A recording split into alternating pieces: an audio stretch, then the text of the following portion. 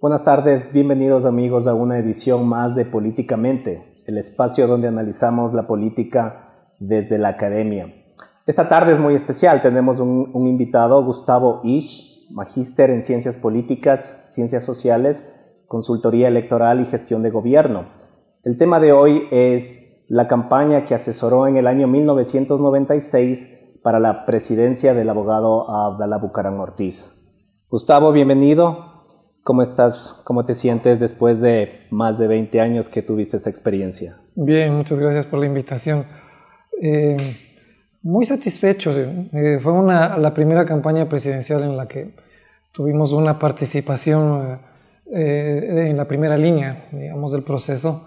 Y a partir de ahí y de todas las lecciones que aprendimos, se ha trabajado mucho en algunas otras campañas, en otros procesos, pero todas te dejan algunas lecciones son muy importantes. Esa fue extraordinaria, entre otras razones por la figura política que lideró esa campaña electoral y que finalmente ganó. ¿Cómo fue que llegaste tú a la campaña de Abdalá Bucaram?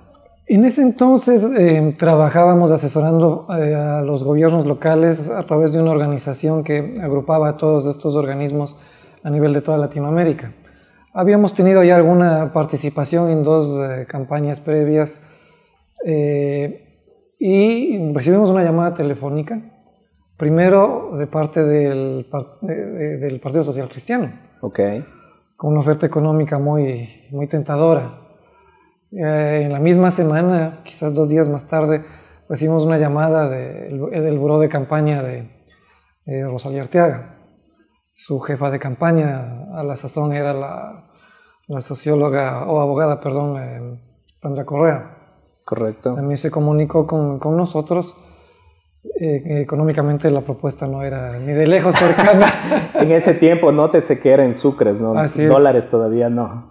Pero optamos por la de Abdalá Bucaram y Rosalía Arteaga porque nos parecía que tenía algunas perspectivas muy interesantes sobre las cuales se podría trabajar. En ese tiempo, dado que era 1996 y en materia de consultoría política, ¿necesitaban ustedes tener información de cuál era el sentir de la ciudadanía, de cuáles eran sus aspiraciones, lo que más les preocupaba dentro de su núcleo familiar? ¿Qué métodos utilizaban en ese entonces? Bueno, básicamente lo que se hace hoy, salvo la aplicación del neuromarketing. El neuromarketing es una herramienta más bien novedosa que se utilizó mucho ya en la última campaña aquí en el Ecuador. 3 candidaturas, hasta donde yo conozco, utilizaron esta herramienta, y de ahí básicamente las mismas técnicas que son tradicionalmente requeridas para un levantamiento de información y delimitar el perfil del candidato a partir no solamente de sus características personales, sino de las necesidades, de las expectativas de los electores. Llámese estos instrumentos, los focus groups, las investigaciones cuantitativas. ¿Qué resultados te arrojaban todas, de los que recuerdes los más? La indecisión y el rechazo frente a las 2 candidaturas. Aquí pesó muchísimo la figura del binomio. Ayudó enormemente. Si hacemos una encuesta ahora y preguntamos a la gente de ese entonces cuál era el binomio a la vicepresidencia de Jaime Nebot, yo garantizo que mucha gente no se va a acordar. Pero el nombre del binomio de Abdalá Bucaram... Me da pena decir que yo tampoco... Exactamente, es una cosa que refleja lo que ocurría. El binomio de Abdalá Bucaram es hasta ahora conocido, ¿verdad? Todos sabemos. Y eso marcó una diferencia enorme. Entonces, un dato que fue muy interesante fue ese. O sea, mucha gente no quería votar por Nebot, pero frente a esa figura tan controversial, tan agresiva, que venía con un historial de manejo político en la ciudad de Guayaquil tan cuestionado, ¿no? Tan diferente a lo que aquí en Quito y en el resto de ciudades del país estábamos acostumbrados, sobre todo a nivel de la sierra. Y por otro lado, este tema del peso del binomio y cómo geográficamente se iban a repartir las intenciones de voto de ambos electores, marcaron muchísimo la posibilidad de diseñar una estrategia de comunicación. Es decir, parte de la estrategia de la campaña del abogado Bucaram fue como equilibrar un poco su imagen negativa, tan explosiva que tenía, vista bien en un sector del país, pero totalmente opuesta a otro sector como es la Sierra Ecuatoriana. Así es. Entonces, la doctora Rosalía Arteaga fue parte de esa estrategia como para balancear Sin ninguna duda, ella equilibraba esa imagen de Abdalá. Ayudaron muchísimo a equilibrar esta imagen negativa que, por otro lado, marcó toda la campaña electoral. Un factor que atravesó toda esa campaña fue la característica. No fue una campaña positiva o propositiva, fue una campaña absolutamente negativa. Aparte del relato que tuvo Bucaram, donde él personifica la necesidad del pueblo cuando se come la guatita, cuando se toma el agua de coco, la cervecita, él está personificando al pueblo y él se está comunicando de esa manera. Aparte de eso, Bucaram fue tal vez una persona que sí escuchaba los consejos de los consultores del equipo de estrategas, o simplemente él iba tal cual como su personalidad le dictaba. A ver, Bucaram efectivamente logró conectarse con el pueblo, con los estratos a los cuales se apelaba directamente en su discurso. Él no fingía. Bucaram era lo que ustedes o lo que mucha gente tuvo la buena fortuna, digo yo, de ver en términos académicos, en términos del aprendizaje de la política. Decía yo al inicio de esa entrevista que él fue un personaje irrepetible, me refería precisamente a esas condiciones. Él era lo que se veía en pantalla. No es que él tenía un libreto prefigurado y menos un discurso para decir lo que él decía, para hablar lo que él hablaba, para comportarse del modo en que se comportaba.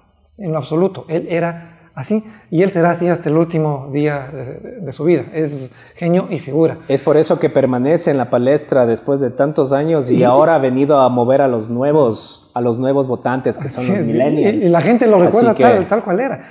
Los equipos de campaña se estructuraron a partir de su figura, a partir del peso y el apoyo que algunos financistas de la campaña, que algunos empresarios amigos tanto del candidato a la presidencia como de la candidata a la vicepresidencia podían gestionar. Y yo diría que ese es un nuevo factor que hay que añadir a un examen, a una evaluación histórica, a una retrospectiva de lo que ocurrió en ese entonces. Y básicamente fue comunicacionalmente hablando, una campaña en la que se acentuó la propaganda, más que la publicidad y más que cualquier otro factor. Y en segundo término, se manejó mucho con las relaciones públicas. Correcto. Las relaciones públicas fueron un sostén indispensable para el posicionamiento de la imagen de Bucaram aquí en Quito y en la sierra, porque en la costa Bucaram no tenía tanto ese problema. Pero sin duda marcó un antes y un después la elección en la que mayor peso tuvo este fantasma del voto vergonzante. Del voto vergonzoso. Se habló por primera vez, e insisto, no es la primera vez que ocurrió, pero aquí sí fue muy claro el hecho de que iba a haber un voto que hasta el último no se manifestaba abiertamente. Y déjame decirte que eso ocurría fundamentalmente en Quito. Llegó un momento de la etapa de elecciones, diría yo que en las últimas 2 semanas o 3 semanas, donde todos los equipos de campaña, también de una manera entre comillas mágica, coincidimos en que esas elecciones se ganaban o se perdían en Quito. Correcto. Por la presencia de los medios de comunicación, por la presencia de todos los movimientos sociales que empezaron a activarse a favor o en contra de una u otra candidatura, y porque, en definitiva, ya estaba decantada la intención de voto en la costa y en el oriente. Ahí no iban a haber novedades. Pero en Quito uno preguntaba en la academia, a los amigos, en la familia, ¿por quién van a votar? Y el voto por Nebot era un voto abierto, militante, desde dirigido, el inicio de la campaña. Pero cuando uno cuando no vas a votar por Nebot, no. Vas a votar por Bucaram, y no te decían que no. ¿Era Abdalá una persona que sí escuchaba las cifras, las encuestas? Es decir, ustedes le decían, doctor Bucaram o abogado Bucaram, esto está sucediendo, tiene que empujar más aquí, tenemos aquí la imagen un poco baja. Sí. Sí, él escuchaba las cifras. Él escuchaba, pero no ocurría lo que ocurre ahora. Es decir, hay candidatos y hay políticos que viven esclavos de las encuestas. Y ya sabemos que las encuestadoras se equivocan muchas veces y otras a propósito, y a veces a propósito. Exacto. Dan cifras que... Y ahora le toman como una herramienta también para en de esas campaña. elecciones las encuestadoras se equivocaron. Se equivocaron todas, porque Abdalá hace alarde de eso hasta la fecha. Y yo me atrevería a decir que muchas posiblemente se equivocaron a propósito. Fue el resultado de una respuesta masiva pero silenciosa de lo que se llamaba el voto vergonzante en ese momento, que desde el mediodía hasta las 5 de la tarde cambió la situación. Por ejemplo, el estilo de las piezas comunicacionales que manejaba la campaña de Bucaram eran a propósito producidas en formatos caseros, domésticos. Si se mira la calidad de la producción de los spots de la candidatura contraria a la candidatura de Nebot, son producidos como manda la técnica, absolutamente impecables, ¿no? Exacto. Los de Bucaram era casi que con una High 8, ya. que mientras él atravesaba el río Guayas con esa canción tan conmovedora, ¿no? Que le cantaba a los pobres, la canoa esa iba moviéndose y la cámara se marchó. No, esa era después. Eso fue después. No, había otra, la que apelaba era la de la fuerza de los pobres, que empezaba con un ritmo casi marcial, así, imperativo, fulminante, y era tremendamente emotivo. La resolución de esas piezas ¿esto era por cuestiones financieras? No. ¿Por cuestiones de recursos? ¿O era...? La genialidad de Bucaram. La genialidad. Ni siquiera se puede decir que haya sido la o las agencias que le facilitaban a él la producción de esas piezas. No es así, era la genialidad de Bucaram. Si yo te pidiera 5 aspectos principales desde el punto de vista tuyo como consultor, los más importantes que influyeron para que Abdalá alcanzara la presidencia en el 96. La figura de Abdalá, carismática, su discurso. Correcto. Su propuesta política. Correcto. La ideología, es decir, el peso ideológico de esa candidatura, sobre todo en la sierra, que lo diferenció notablemente de la candidatura en la costa.